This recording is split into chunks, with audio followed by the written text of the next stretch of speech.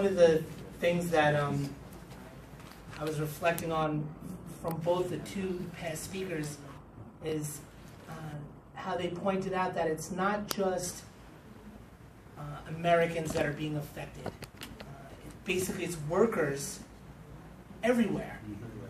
One of the things that we try to point out when we're discussing this with workers around Staten Island and over the country is that you find people that aren't versed in the subject, and they're always angry when they call the Dell Support Center and the person is not from America.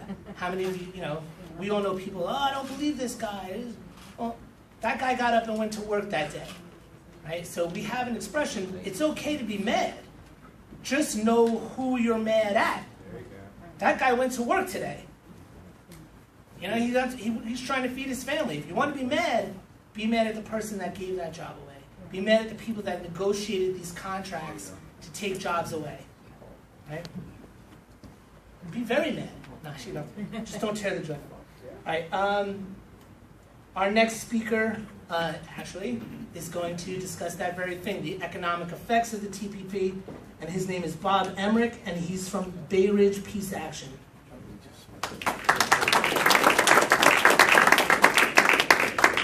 In the interest of efficiency and time, take one, please, and pass it around. We'll walk through this, and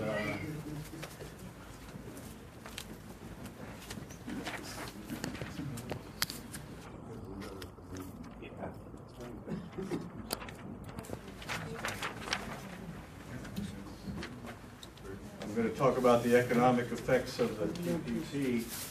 On the other side of this, you'll see there's a series of data there, what happened to our economy after 1971. I understand NAFTA and TPP and other trade agreements in terms of, in context of trickle-down economics. And so you see, I've done a lot of research on this.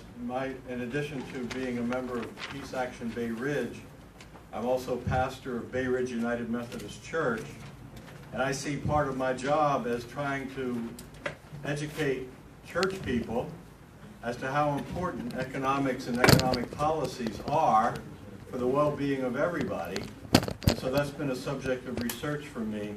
I also have left copies of a brief essay that I put together to document the failure, the absolute failure of trickle-down economics. And you're free to take one of those. They're on the corner over there. My email address is there. If you want to contact me about any of this, please do. Let's go through this together. The economic effects of the Trans-Pacific Partnership. Since we don't know the provisions of TPP because they're secret, how can we predict its economic effects? Well, there are some speculative sources. I mentioned one there. But maybe we can draw some tentative conclusions about TPP by learning about NAFTA. You've heard discussion of that already. There are many authoritative, that is coming from authoritative sources, but questionable reports available on NAFTA, and I list some of them there. My report will address the question by comparing some key economic indicators from 3 distinct periods of U.S. economic history. 1946 to 71, the post-war economy. 72 to 93, the trickle-down economy before NAFTA. And 94 to 2013, trickle-down with NAFTA. And you can see the indicators there, how they break down. Unemployment was much stronger post-war before trickle-down. It's much higher since trickle-down started in the early 70s. And NAFTA didn't do much to help. Average annual real growth rate was higher in the post-war period before trickle-down and actually decreased under NAFTA. Average income inequality, you can see, was lowest post-war. Trickle-down increased it. NAFTA increased it the most. Average annual inflation, you will notice that it was lower during post-war, higher during trickle-down. It did get reduced under NAFTA, but look at this. There's a note there, re-inflation. Maybe NAFTA has caused a lower inflation rate due to cheap goods being sold in the U.S. Cheap goods, along with easy credit, may have been easing some of the social tension resulting from the higher unemployment, slower economic growth, and higher income inequality in the U.S. since 1972. Another important and economic and political effect of NAFTA is that U.S. taxpayers can be forced to pay claims from foreign companies and governments if they claim to have lost revenue due to U.S. government action or inaction. For example, according to the Financial Post of Canada and the Christian Science Monitor, the Canadian government and the Trans-Canada Corporation are considering a lawsuit under the Investment Rights and Protections NAFTA provisions to recoup lost revenue due to the fact that the U.S. government has not approved the Keystone XL pipeline.